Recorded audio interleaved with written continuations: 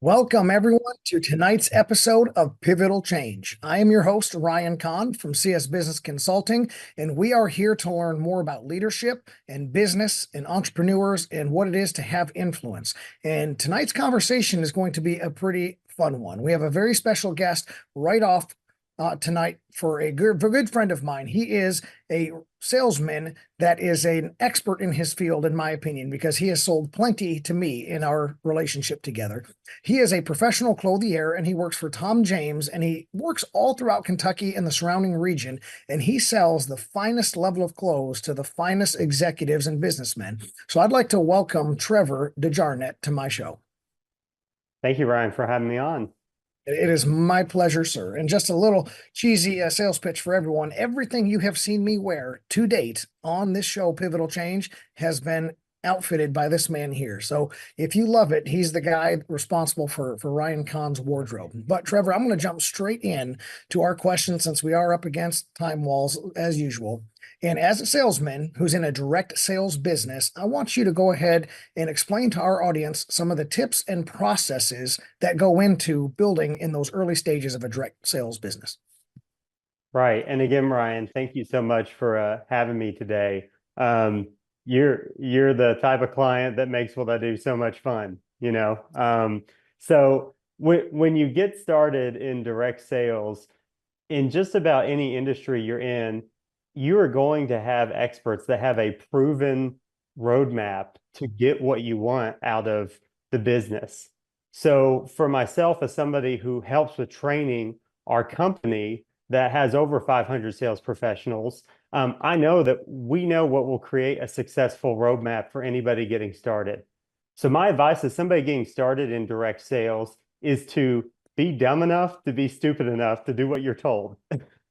If somebody is telling you that certain numbers will work out a certain way, they will. There's a reason they're telling you that.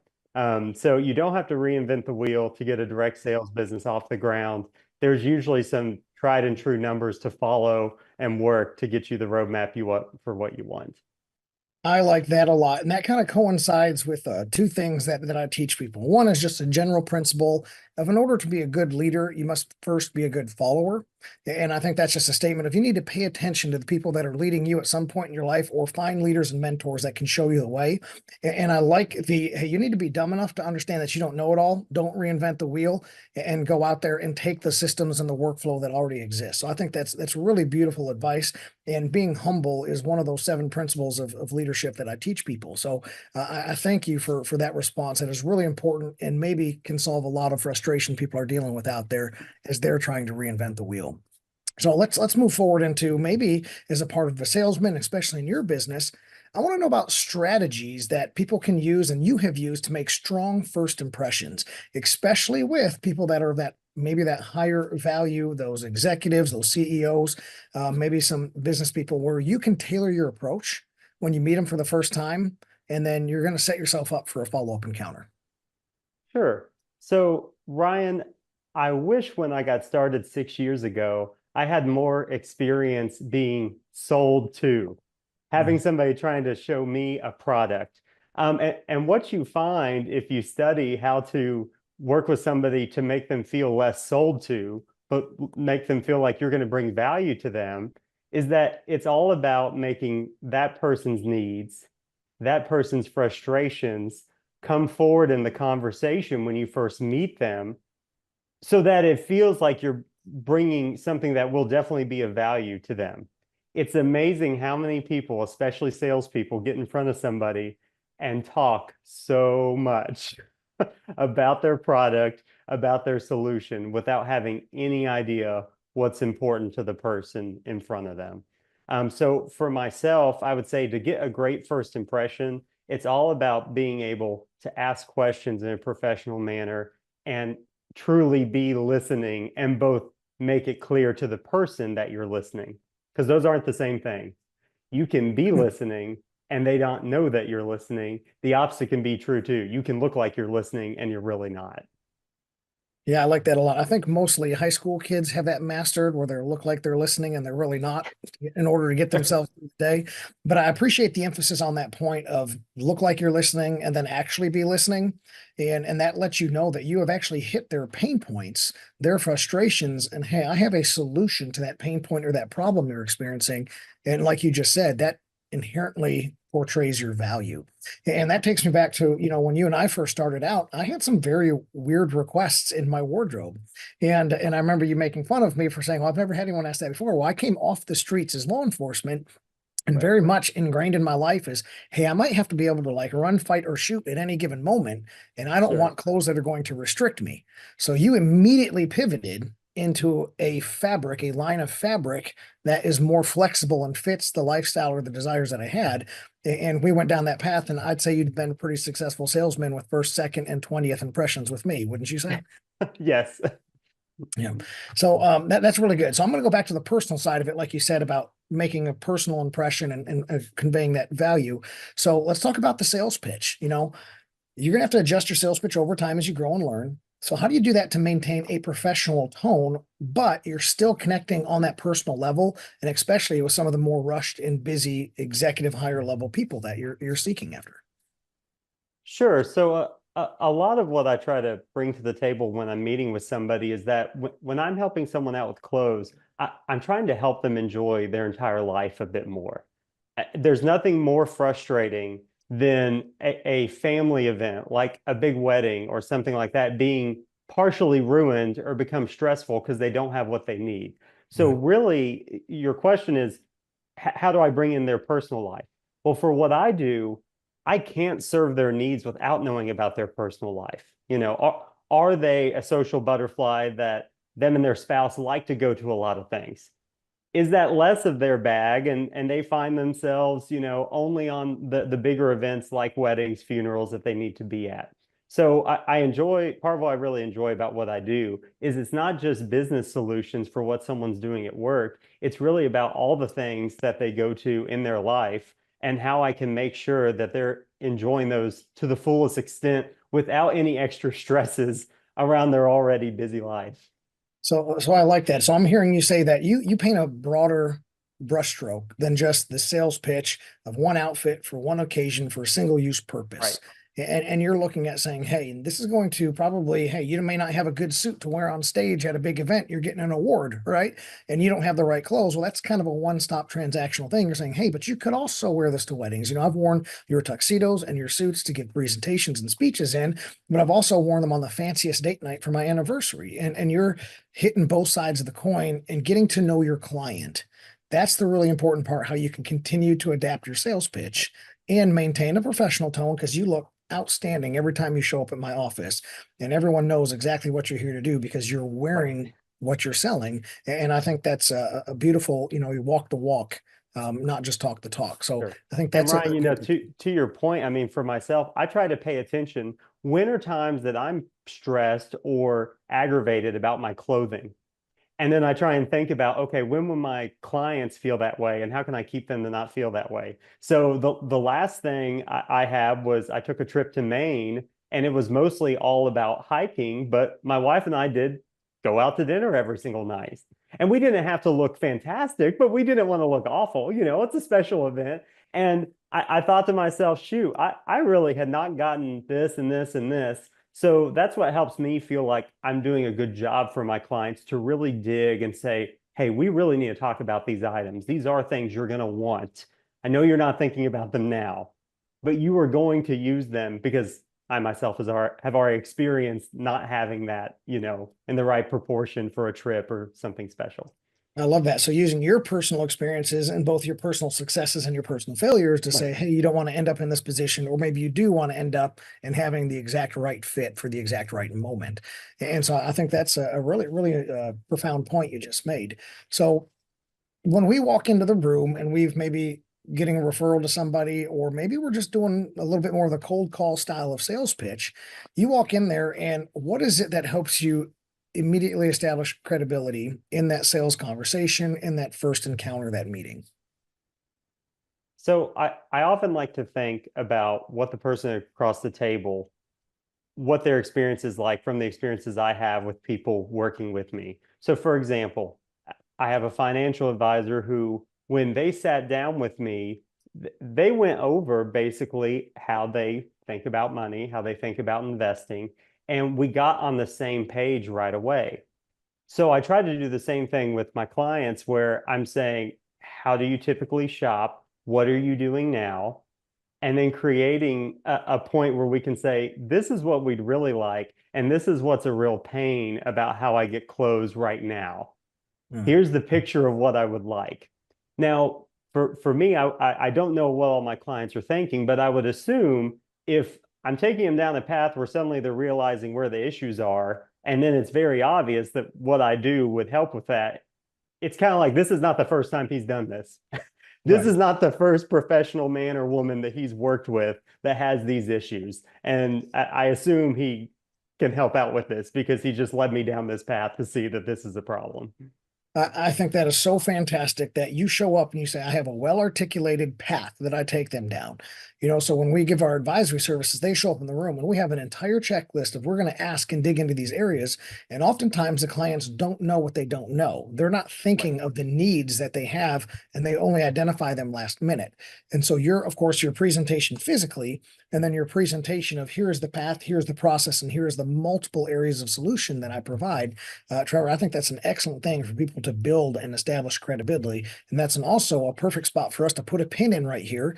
We're going to roll ourselves into our first commercial break, and then we're going to be right back on Pivotal Change with more Trevor DeJarnett so we can keep learning about sales pitch and that higher level of getting people captured for the moment. Stay tuned.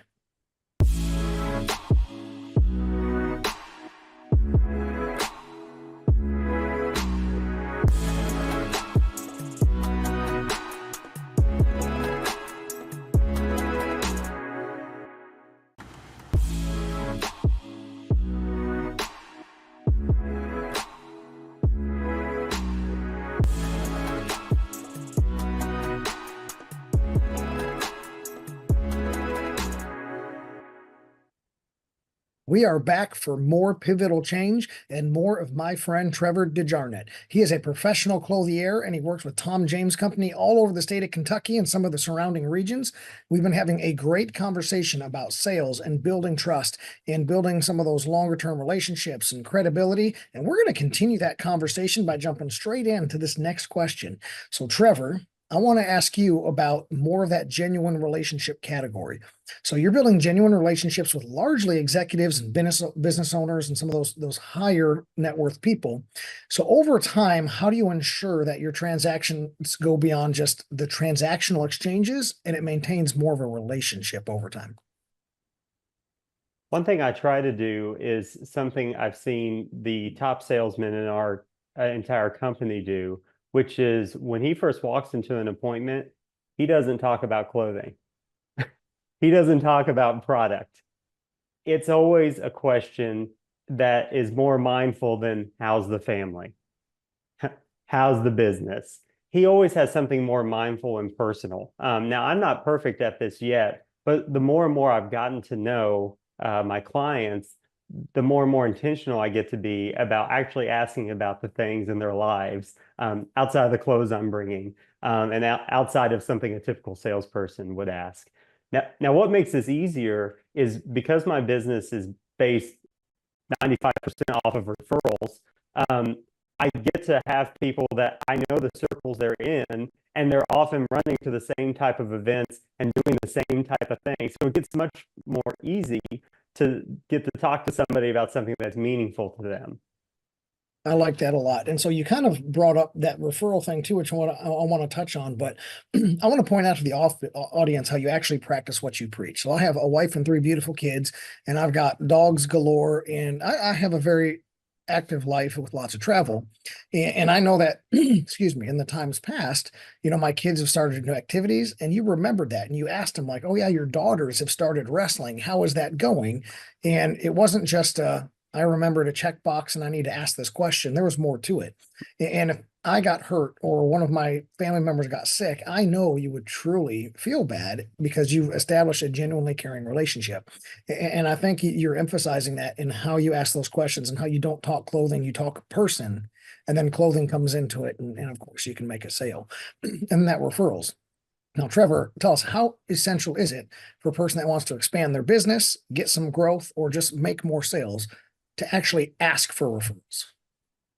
Sure. So we could do the whole segment on this. I actually train all of our brand new sales professionals on referrals as a large part of their prospecting. So you hit the nail on the head, Ryan. The first problem with referrals that people have is they don't ask. That is the most, that's the biggest sin. They just don't even ask. And it's amazing how many referrals someone would get if they just asked, even if they did it poorly. Now, after that, what I found that makes it difficult for people to ask for referrals is that they don't make it easy for the person there in front of them to give them referrals, and they don't make it significant. Unfortunately, even salespeople, especially younger ones who need the referrals even more, they take things very personally.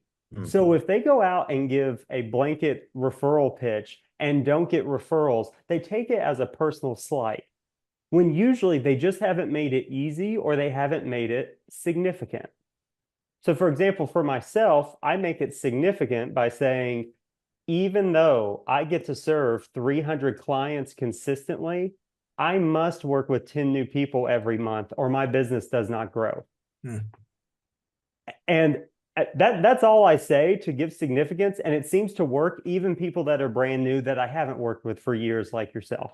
And then to make it easy, that's the part where we ask good questions, not questions like, hey, who has a really big house?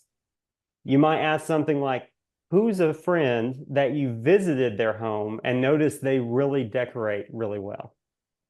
Very specific things. And that's an easy one to answer.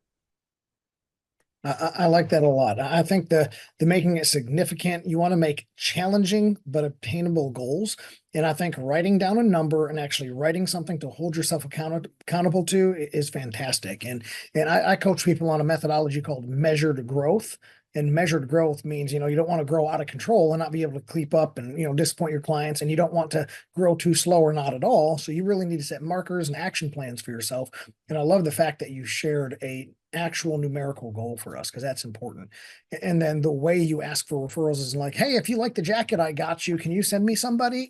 That's a little cheesy, but it's better than not asking it, like you said. and I appreciate your approach by saying, hey, genuinely, there's a psychology to that. Generally, somebody that might have more of an eye for decorating and presentation and organization, they might also have an eye for being put together out in public as well, and therefore desire my services. And I think that's almost genius level way of going about it.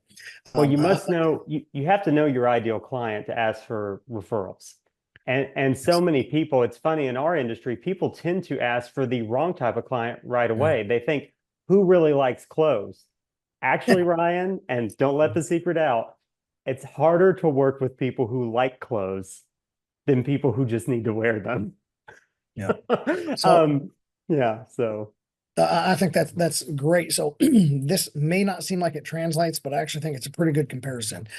I used to do lots of firearms training back in the day, and I would always prefer to either work with women who had either once touched a gun or never touched a gun than the 35, 45-year-old guy who's been shooting a little bit for his whole life.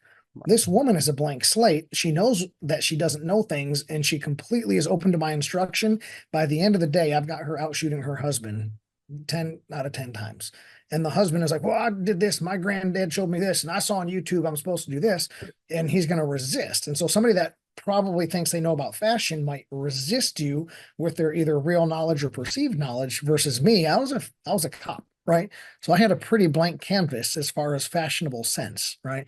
And so you've corrected me along the way, and I've used you as my trusted advisor. So that kind of leads me into my next point. You went from what I saw, just being transparent as a clothing salesman, to now you are my trusted advisor. Can you walk the audience through what that transition was like, and maybe generalize a little bit, so how it goes for all industries? But we're to the point now, Trevor, where I just say, hey, I need something green. And then you pick it out and get me the right cut and everything like that. And, we pick a little piece of fabric out of a book, and then you make the magic happen behind the scenes. And I totally know what you present me is going to be amazing. Right. you know, whenever you start working with somebody, there's always that fear on the side of the person who just started doing business with you of if they've made a mistake. Mm. Is this person going to do what they said they were going to do? Is the value going to line up? There's all this fear, you know. So when I first meet somebody, my goal is to try and take away as much of that just so they get started. And so they start correctly. If somebody orders 2 shirts with me the first time, it's going to be really hard for me to make them feel like I've changed something with their wardrobe. But the goal is, as time goes on, you know, once you got your first order of clothes and wore it a few times, and you had a few special things, and you knew exactly what to grab, and you knew it looked good, I bet it made you feel good. Mm-hmm. Felt a little better, made that event feel better. And then probably the next time we met, it felt a little better to say, well, what would you want with that jacket? And then obviously, as things go on, it gets to where I don't really need to pick much at all. So I think that's a natural progression for anybody who, as a salesperson, they continue to kind of put into the bucket of goodwill where it's like, I trusted Trevor, he took care of it. I trusted Trevor, it came out the way I wanted. It was better than I wanted. Yeah. And then when I do screw up, because I have screwed up, I've brought you things that needed a button or whatever, things happen. But it's like there's that bucket of, okay, Trevor's done all this right. And now I can dip into that reserve so I keep you as a client.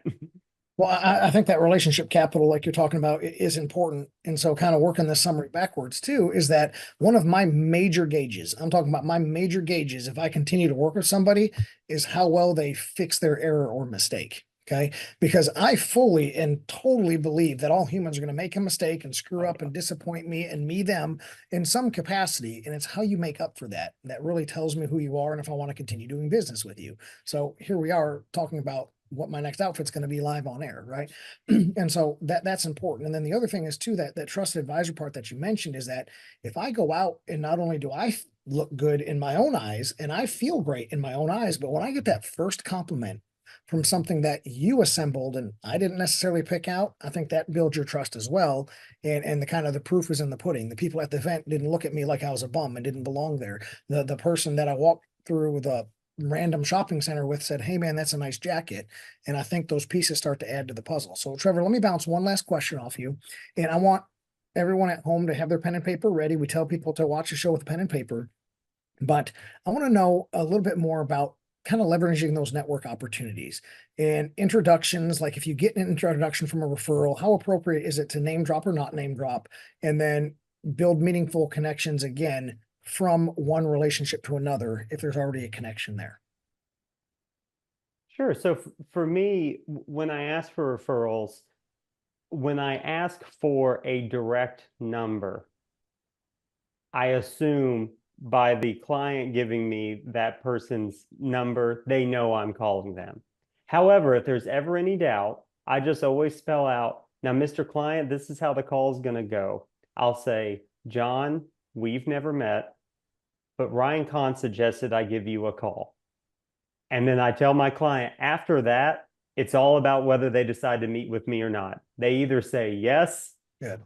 never, or just not now. And I'll respect their wishes. That's So if they good. ever ask, I just tell them what I'm going to do. That's a good place for me to jump in and kind of roll to the end of the show. So before we come to the next commercial break, Trevor, I want to know if people like what you said. You have the sales mindset.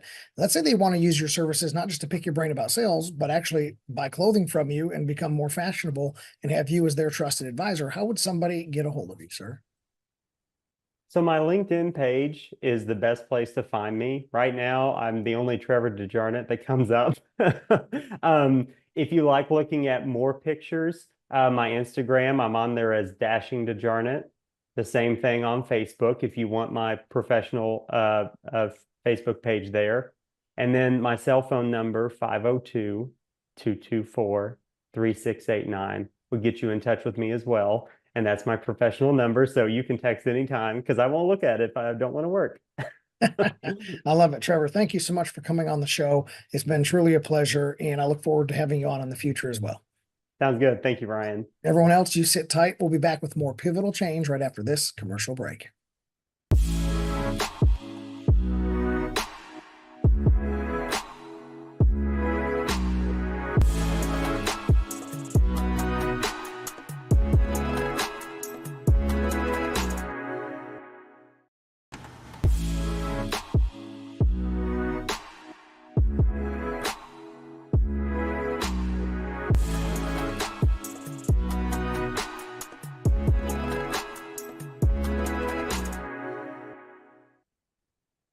Welcome back, and thank you for sticking with us through the halfway point on Pivotal Change. We're switching over to another guest, a guy that you have seen before and is a very, very wonderful business expert that we're all going to enjoy for a second time. Ryan Herpen here is with us to expand this conversation on leadership and making the things change necessary to have you reach your goals and reach those dream visions of yourself that you've always wanted. So, Ryan, welcome, and thank you for coming back on the show. Absolutely. It's an honor. Good deal, sir. Well, what I like to do, per usual, I want to jump right in. So let me kick off with this question to you. And I want to talk about mindset. That's something that's very important for me. So I want to know about making mindset shifts and tell us about some of the key shifts that need to be made in the mind of an entrepreneur when they're transitioning from like a doer as a leader, and they can more effectively then delegate. Okay. I would say the key shift is moving from thinking about immediate tasks to thinking about long-term growth. I typically refer to this as moving from the weeds to a 10,000-foot view. Leaders must focus on building simple systems and empowering others, really empowering others to do things over doing them themselves. It's about transitioning from controlling every detail to trusting the process and the team to actually handle the execution. I like that a lot. So I like the 10,000-foot view statement that you made as well. You know, I've heard of various philosophies and various distances, but I really liked one that with that 10,000-foot view where like it's okay to come down every once in a while to 5,000 feet to your first level managers, to 2,000 feet to some of the highly skilled people, and maybe get down in the weeds just for a minute to really fix something that's broken or help. But you got to get back up to 10,000 feet. What do you think about the frequency? Any times where you can check your own mindset to say, I've been down in the weeds too long and I need to get back up to 10,000? So it's a matter of understanding that as the leader of the business, you're responsible for steering the ship. If you're away from the helm and you're playing in the weeds, you're not seeing the bigger things coming. You're not planning for the trip. You could be definitely causing your business to take a lot longer to reaching the goals than you would honestly want. So if the leader is not running the business and they're constantly running around putting their hands in everything, they're actually delaying the success and delaying the vision. I really like that. So with the entrepreneurs wanting to develop more confidence and develop more trust with their teams, they're going to have to give them more and more important responsibilities. And especially when they've been doing everything themselves, you know, how can they develop that trust and confidence in their people? I would say confidence really comes from three things: simplifying everything as much as possible, hiring the right people, and investing in their development. Entrepreneurs really should focus on simplification, clear communication, setting expectations, and providing the right training. Ultimately, this is building a culture of accountability and support allows the leaders really to trust that their team is meeting those high expectations set for them. I like the simplification, and I'm going to insult my own people for a minute. So back in law enforcement, we used to say things like, hey, you have to cop proof this. And that came from the term you need to dummy proof it, right? So any dummy can pick it up and use it. Well, we would say cop proof it mostly because, hey, you can't have something too complex or the guy's going to throw it in the back of the trunk and never use it. And in the same token, when a moment of stress hits, and cops deal with plenty of stress, when that moment of stress, he needs to be able to use it and deploy it under a moment of stress. Mhm. So in your simplification process, we aim at Shelton and Associates and at CS Business Consulting. We aim for an eighth grade level of education, even though most of our people are pedigreed and everyone has some type of college education. But that's not an insult to our people. That goes to the point of simplification. Do you have any just kind of general standard of how simple it should be without being insulting and too simple? It's funny that you refer to insulting with it because my objective is I want to simplify everything. A third grader could do it, right? You know, it's a lot easier said than done, but ultimately, the easier it is, the more successful your team can be and the more that they can thrive and grow in their career. So it shouldn't be taken as insulting. It should be taken as I'm really happy to work for this leader and to work and to be around them because they care that much about my success that they're going to put everything into making this as easy as possible for me. I like that. So the mindset is they care for me this much to make it this easy for me to understand and therefore perform, instead of, hey, get off my back, micromanager, or hey, why did you think I was so dumb I couldn't understand? It's quite the opposite. I'm trying to guarantee your success. I like Mhm. that a lot. Okay, that was really good. Very, very good point. So let's talk a little bit more about some strategies, because you said some other things about skill development and things like that. Um, do you have any type of processes or steps in skill development along that entire process of developing the confidence and some of those trusted responsibilities? What are some key areas of skill? You mentioned communication that you would encourage people to maybe attack first. Yeah, I would say transparency, simplification are definitely really, really important. If you're not transparent, if everybody on the ship is not able to see where you're trying to steer it, you're not going to have the same level of morale, confidence, and investment from the team. Having that transparency can make a world of difference. I've seen it plenty of occasions, but everyone wants to feel important and a part of the success of the business. So bringing them into the conversation and showing them what you see is powerful. I like that a lot. If everyone on the ship doesn't see where you're going, oh man, that so I use a Christopher Columbus metaphor all the time about how brave he was just to get on the ship and sail across the ocean. And we all know through history, he was trying to reach the West Indies and accidentally rediscovered North America. And so, in that endeavor, had he not told the crew, this guy's loading cargo, loading supplies, why am I putting this extra load of cargo on here? I don't know where we're going. Halfway along the voyage, hey, I don't know why I'm turning the mast and the sails this way. Where the heck are we going? If he never told any of his crew where they were going, not a single person would have got on that boat, or they would have bailed off really quick. Mhm. So I think your point there is dead on. So let's talk about some strategy now. So there are some strategies that, and I want you to tell us what they are, that a business owner can use to identify the right tasks that they are then going to delegate. And then they make sure that that delegation doesn't compromise the ultimate quality or the results. I think you really have to start by analyzing your workload and identifying tasks that don't necessarily require your unique expertise, like administrative tasks, routine decisions, and even some client management.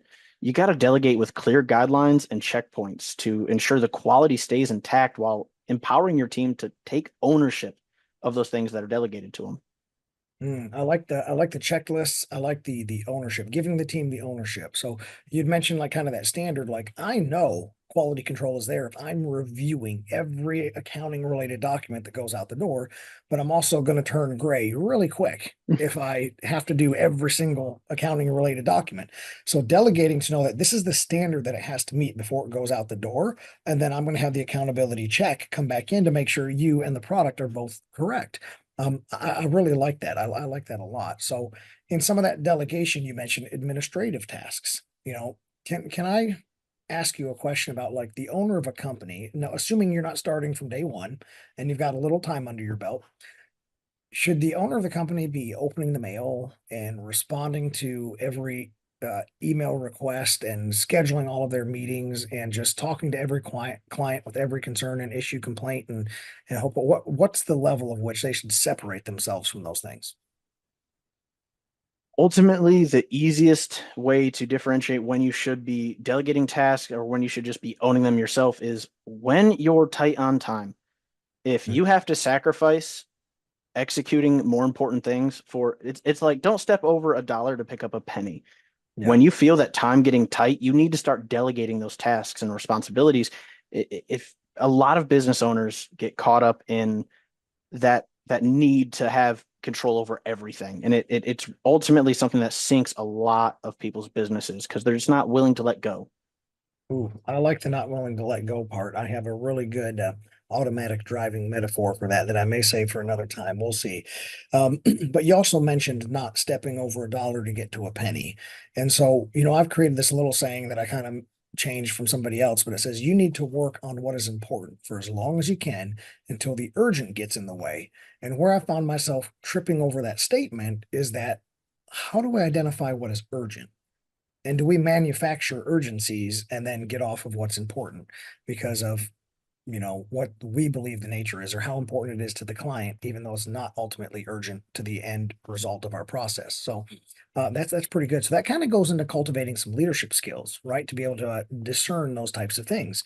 So like, what can entrepreneurs do to cultivate leadership skills that also inspire and empower? Because that's kind of the goal, inspire and empower their team to take the ownership and drive the business forward with just no constant need for oversight.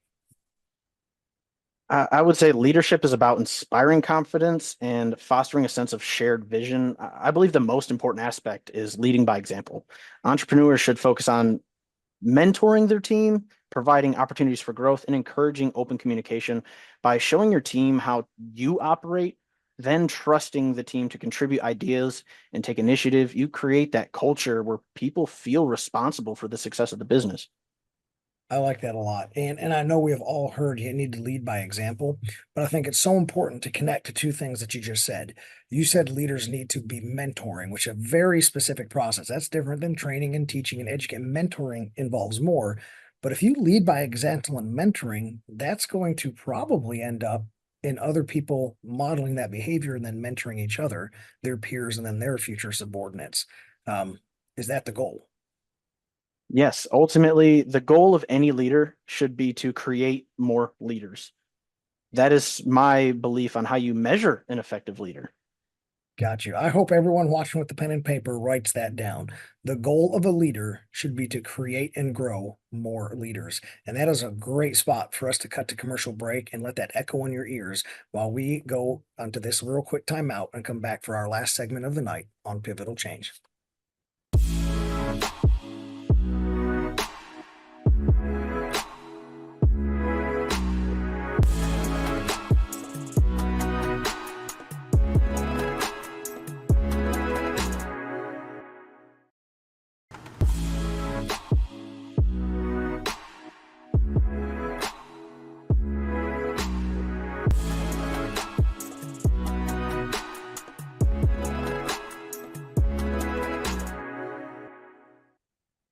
Here we go for our final segment of the night. And I really wish we had a whole nother hour to keep this going. So Ryan, I'm going to make sure that I have you back in the future.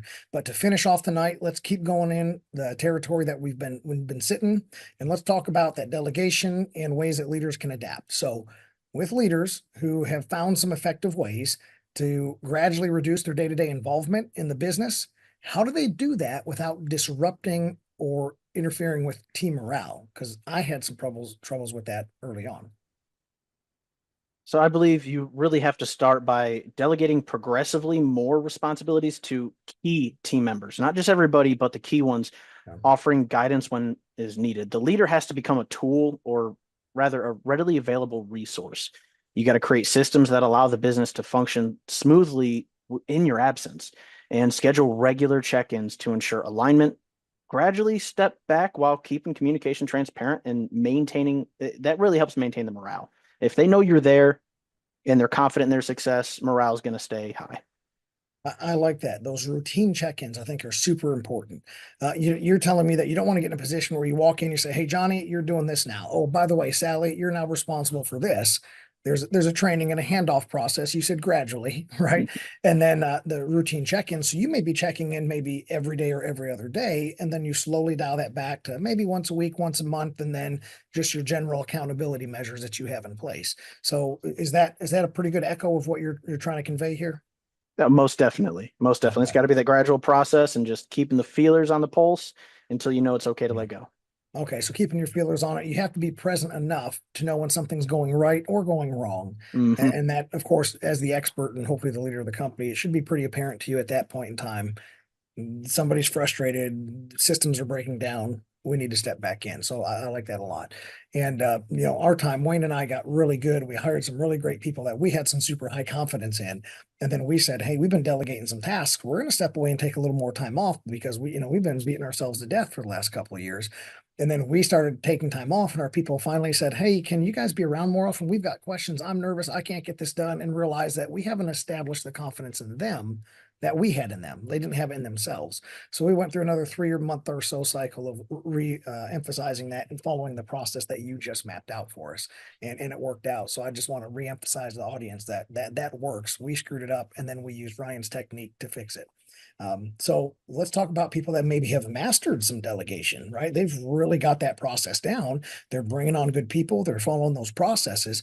So how do they then go to maintaining a healthy work-life balance while still staying engaged and connected to the business? I feel like when a leader has mastered delegation, work-life balance is almost automatic, but leaders can maintain balance by focusing on high-level strategic decisions and empowering their team to handle the day-to-day stuff. And like I said before, regularly scheduling reviews and updates, it can really keep you informed without being dragged into the weeds again and again and again to where you lose sight of that 10,000-foot view. But this will help keep you in a place where you can focus on life outside of work and then business. But when you're looking at business, if you have a good team, good delegation, good KPIs, you can jump in a moment's notice to handle the big stuff. I like that a lot. Being able to jump in at a moment's notice. So that doesn't mean that you're right there on top of things, but you're available. And I'm kind of hearing that key word of you're available. So you can't just completely step out and be sipping margaritas on the beach all the time, right? That's not effectively a work-life balance. That's all life and no work. And I don't think that's going to help, right? Okay. And then if you stay and you try to do all the work, even though you do have opportunity time, I've actually noticed some frustration in staff that says, hey, man, you're more than welcome to take a break. We've got it. And I'm like, okay, I'm going on break. You guys don't even need me. That's great. Call me if you need me. Right. And of course, you might get the occasional text message or the call, but I'd rather that than having to be glued to my desk and glued to my office. And I'd also rather that than the opposite of you staying on top of your people all the time and driving the morale down. So yeah, thank you. Thank you for that. That's good points there. Well, all right. So let's say we continue along these lines and we've got a good delegation. We're starting to figure out our work-life balance, and you emphasize the balance. Now we've got our strong management team established underneath us. What steps should they take to prepare the business ultimately for a potential exit or our succession plan? So the easiest path I've found is you got to start by documenting key processes, roles, and responsibilities. You've got to identify potential successors within the company and mentor them in leadership skills as well as simplification methodology. Ensure the financial health of the business is solid and put formal structures in place for governance so the transition is seamless, whether it's for succession or a sale. Wow. Okay. So that was a loaded answer. So I want to go back on some of these things because that was powerful. Okay. So I've heard the term in the past, finding your champions, somebody that's going to champion either a work style or a product. It's inside of a division or maybe even an entire division, and identifying your champions. You said a couple of times on tonight's episode that you're key people, you're key people. And so it's not just everyone's going to get delegated over to and everyone's just going to get stuff thrown on their lap. It's going to be targeted. And then you said your key performance. So how important is having a written SOP or workflow or policy or all of the three or combination of the three? How important is that to succession planning and eventual exits? In order to measure, you have to have metrics. You have to have a standard, a baseline to be able to measure against. So if things are falling apart, you have an easy way to dig back into the process and confirm whether or not they're sticking to the plan. An SOP to me is just a plan. It's a safeguard, making sure that the simplification is there. And if it's overlooked or not truly refined, you're going to have to keep revisiting it and you're going to have consistent problems in the same areas.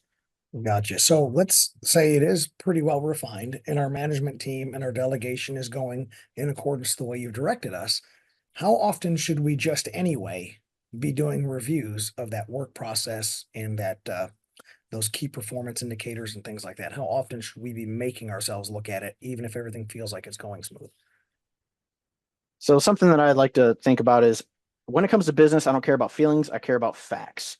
So I think at the bare minimum, you need to look at those KPIs and metrics once a quarter. I prefer to look at everything once a month because doing it for so long, I can see those incremental changes before they become something big. So it's as often as you can without hindering you or your team's ability to, actually produce or serve. Right. So you don't want to be staring at it so often that it becomes a time suck away from you being able to work on the business and mentor and develop your people. But you're thinking monthly or quarterly is probably a pretty good balance for an entrepreneur that's getting their feet underneath them pretty well. So I like that, and I hope people write that down as at least as a reference point for us to work off of. Okay, so let's keep moving on with some a little bit more of those work-life balance questions since we're talking about succession and exits because you're going to get a whole lot more life once you make your final exit. So how can entrepreneurs ensure that their work-life balance remains sustainable as business grows and the economy and the industry and the business evolves? Especially when maybe even a new challenge arrives that we couldn't foresee because who knows, maybe there's an election or a new legislation or something like that. How do we make sure the balance remains? I believe you got to set boundaries and prioritize tasks that align with your long-term goals. As new challenges come up, you've got to be able to rely on your team to manage them. So focusing on strategic guidance rather than the operational details. By staying flexible and adjusting the responsibilities, entrepreneurs can preserve their balance even if their business is expanding or struggling. You just got to be able to have those guidelines, those boundaries and key points where you can interject. I like that a lot. You kind of right at the beginning of your answer, you really said that, people can really think, and I'm going to summarize it into like, you're instilling critical thinking. You're teaching strategic planning. You're teaching that strategic mindset. And I think of no fault of their own, our education system, the way our workforce generally works, somebody hires on as an employee. They say, what does it take to do my job? Here's my job responsibilities. And I'm going to plug and play my responsibilities as well as I can to get a good eval, bring home a paycheck, get the occasional promotion and raise. And then once I finally get some ownership, I want to really take hold of things. But most of the time, nowhere along the way is critical thinking and strategic planning actually taught. So how can an owner go about passing on and training strategic planning and critical thinking for times like when this comes up, these challenges come up? The way that I've done it myself, transitioning from just management roles to director roles to executive roles, it really is pulling in your right and left hand or those key players into the decisions as early as possible. Give them an opportunity to come up with a strategy, an idea of how to handle it, and just be prepared to adjust it, make revisions, and guide them towards what you know is a little bit more successful. So it is a long process. It's not immediate, but guiding somebody through the steps that may have taken you a long time to learn, with your guidance, they can cut quite a bit of time off of that learning process. Gotcha. That was beautiful. And I really want to again emphasize that we get in a rush. Just Western culture is always in a rush. Everything's at the click of our fingers. We want instant results. And developing a person, mentoring a person, especially in this category we're talking about, strategic planning and critical thinking, that's long term. And you said it's not going to be quick. And we use the fly in the wall method. We say, hey, I'm going to talk out loud during the strategic planning so you can hear my brain think, basically. And other people are like, oh, I'm got to make those considerations. I got to think that way.